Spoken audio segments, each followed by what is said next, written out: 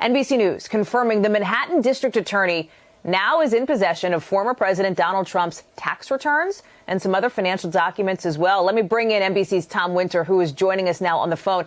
Tom, not a total shock, because we knew after the breaking news on this show Monday with that Supreme Court decision that this was now a question of when, not if. So what more are you learning? Well, that's perfectly put, Hallie, and it was a question of when and not if, and the when was pretty quick in this case.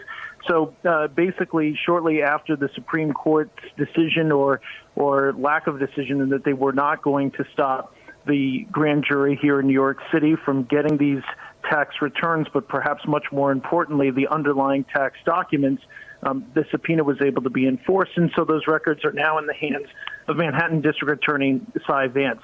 I think going forward here, what's important for people to know is that while Vance's office, and they've done a lot of staffing up, hiring former federal prosecutors that are very familiar with these types of cases, hiring a forensic accounting firm, while they will move quickly, these are very complex cases. They're very difficult to organize. They're very difficult to construct. And then you've got to find out what, if anything, is illegal, and then figure out how you might want to prosecute that. They are not simple one-off cases, and we're talking about the volume of records that exist in this case when we're talking about the length of time, almost 10 years that are being examined, but perhaps further back.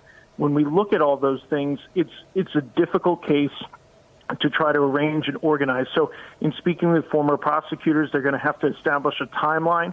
What did the president and the Trump organization and those working for him present to banks at the same time that they were presenting information to tax authorities like the state of New York? Was there a discrepancy between those two? If so, is something provably false? Is our own colleague and analyst and former U.S. Attorney Chuck Rosenberg says, you can't just hold up these tax documents and say, okay, they presented this one thing to a bank and they presented this thing in the tax returns.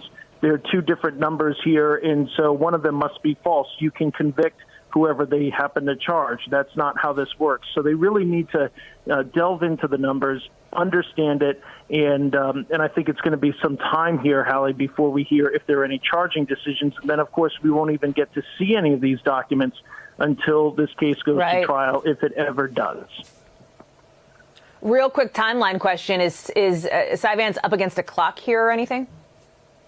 Well, that's an interesting question, and I think over the next couple of days and weeks, or perhaps even longer than that, we'll hear how they are able to deal with the statute of limitations concerns. I think they have some thoughts on that. I'll leave it there for now, but I think that there are there'll be some interesting developments in due time. Hey, thanks for watching our YouTube channel. You should know that you can follow today's top stories and breaking news and catch up on your favorite MSNBC shows all in one place. Download the NBC News app today.